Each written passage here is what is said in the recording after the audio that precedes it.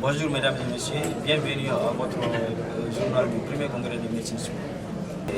Vous êtes aujourd'hui sur le plateau, le journal du congrès, le premier congrès de médecine sport. Donc quelles sont vos impressions et quelle a été la conclusion de vos travaux scientifiques que vous avez présentés aujourd'hui?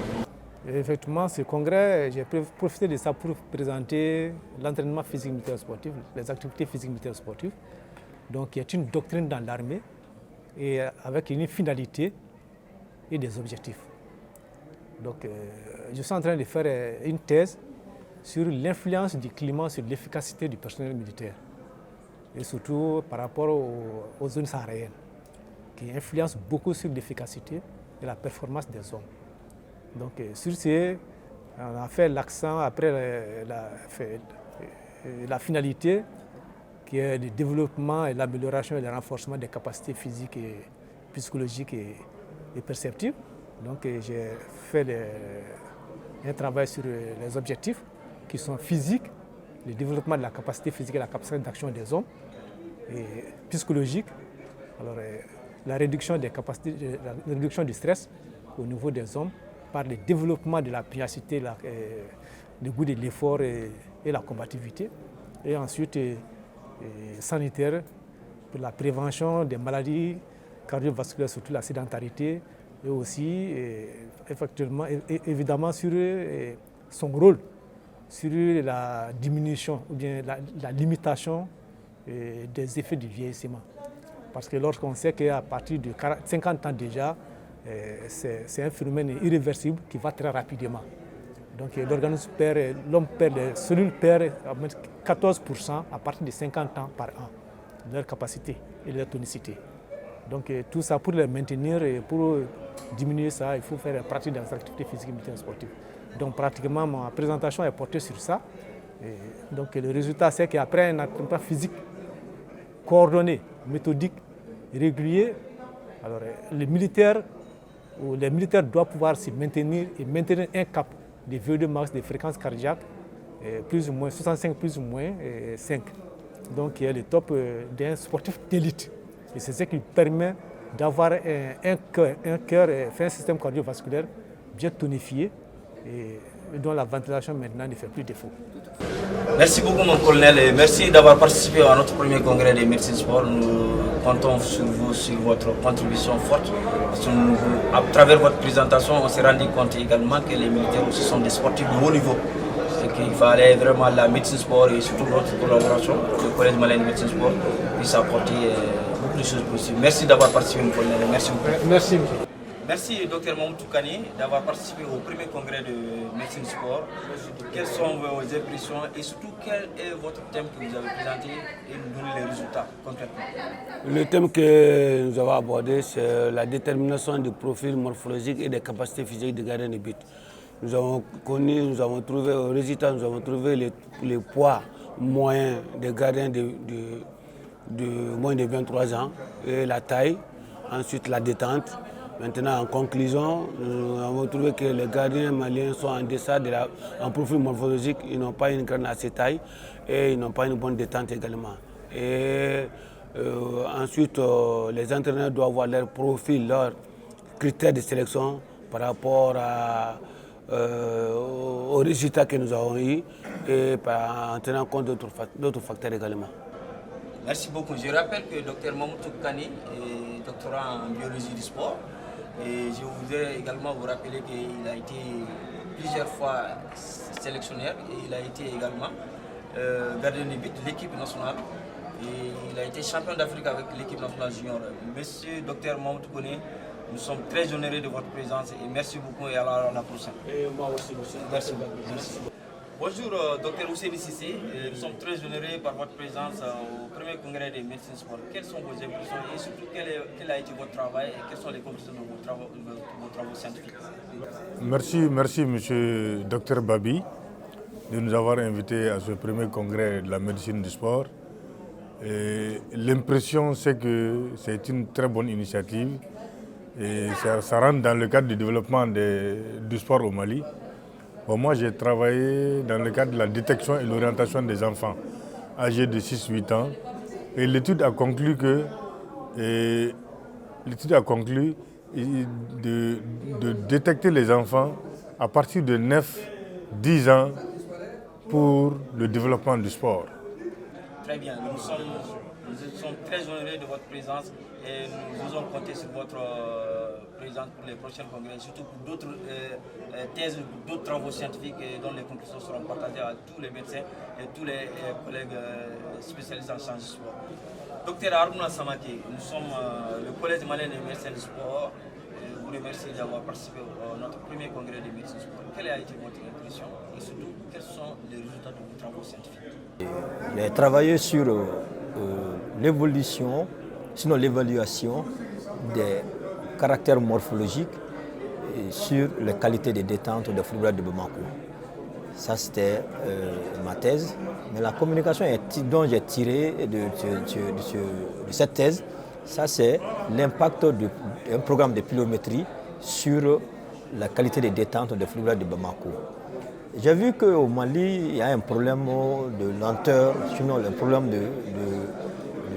de préparation au niveau des footballeurs pendant la pré-saison et au cours de la période de compétition et même pendant la période de transition.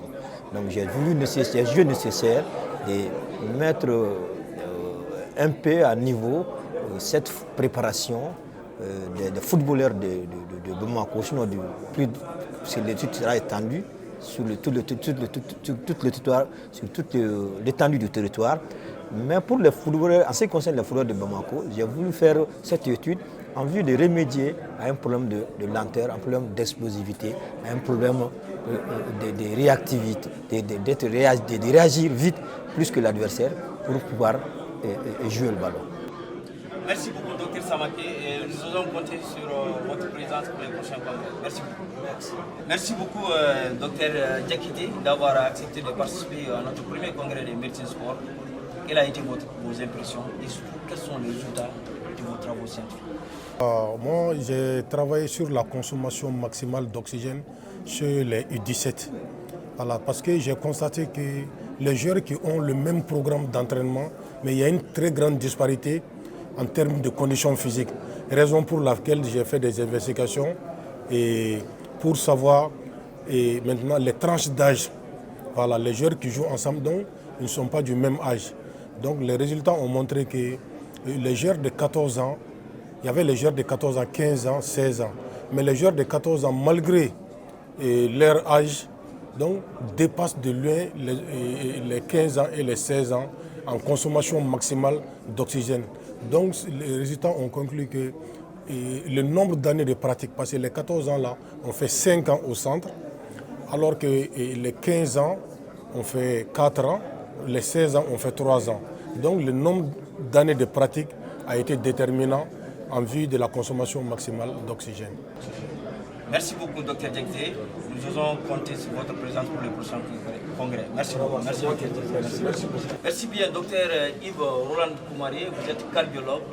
Nous vous remercions sincèrement d'avoir accepté de participer à notre premier congrès de médecine sport. Quelle a été votre impression? Surtout, quelles sont les conclusions de vos travaux scientifiques? La présentation que j'ai eu à faire sur la mort subite chez le sportif est un cas vraiment dont le point est au niveau de... C'est un problème majeur de santé publique, donc qui augmente en croissance.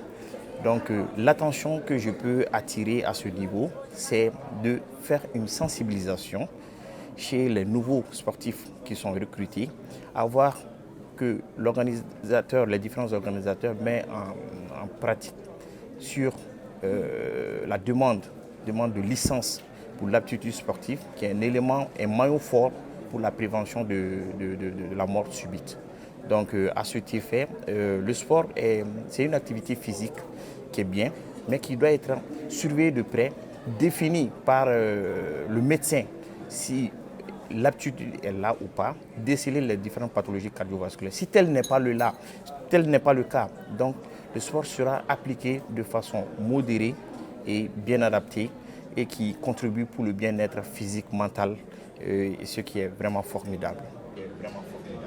Très bien. Donc ça veut dire que vous, votre travail, c'est surtout vous mettez l'accent sur la visite médicale de non-contre-indication à la pratique sportive, surtout le côté, vous êtes cardiologue, surtout l'aspect cardiologie, donc l'ECG, l'électrocardiogramme, et si l'électrocardiogramme montre des anomalies, c'est d'aller vers l'échographie cardiaque. Si toutefois ces examens ne sont pas concluants, il faut aller jusqu'à l'épreuve de force que vous faites d'ailleurs à l'hôpital des Ponzé. Docteur Koumaré, nous disons vraiment merci beaucoup, merci pour votre participation et à la prochaine. Le plaisir est partagé. Merci beaucoup.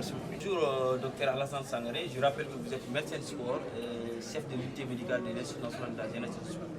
Merci d'avoir accepté de participer à notre premier congrès de médecine de sport, qui est aussi votre congrès. Alors, quelle a été votre impression? Surtout, qu'est-ce que vous nous avez présenté aujourd'hui et quels sont vos résultats? Maintenant, le thème dont il est question ce matin, dont j'ai présenté d'ailleurs, c'est un thème qui concerne ma structure, l'Institut national de la jeunesse et des sports. C'était sur les visites médicales, dans les 2 périodes. Donc, il s'agissait de comprendre comment et où s'il y a un impact entre la visite médicale chez les vrais STAPsiens, STAPS, sciences et techniques des activités physiques et sportives, et les stagiaires, sciences et techniques des activités socio-éducatives, jeunesse et loisirs, par rapport à la pratique sportive, parce que la fréquence, l'intensité et le volume de la pratique sportive n'est pas la même selon que l'on soit en STAPS ou bien en stagiaire. Mais il se trouve qu'il y a de ces pathologies dont j'ai présenté, qui, surtout la carie dentaire, qui n'est pas forcément liée à la pratique, à la fréquence de la pratique sportive. C'est surtout lié à l'hygiène bucco-dentaire.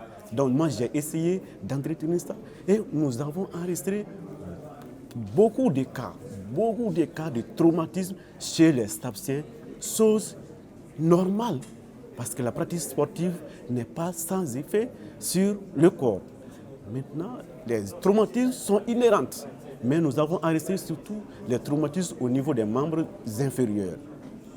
Et c'est les STAPsiens, les stagiaires, on a enregistré moins, mais les dermatoses du type psoriasis versicolore ont été aussi les plus isolés, suivis aussi de certains traumatismes qui étaient au niveau d'autres parties du corps.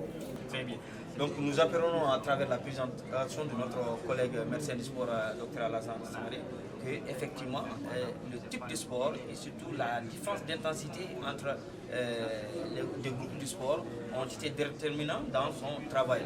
Et nous vous remercions d'avoir accepté de participer à ton congrès, et tout en espérant que la prochaine fois vous allez nous présenter encore d'autres projets d'études et d'autres travaux scientifiques dont les conclusions seront vraiment pertinentes comme celle-ci. C'est moi qui vous remercie pour avoir l'initiative, cette belle initiative qui se pérennise. Mesdames et messieurs, merci d'avoir suivi avec intérêt le journal du premier congrès des médecins sport, et nous comptons vous donner rendez-vous au prochain congrès, Inch'Allah.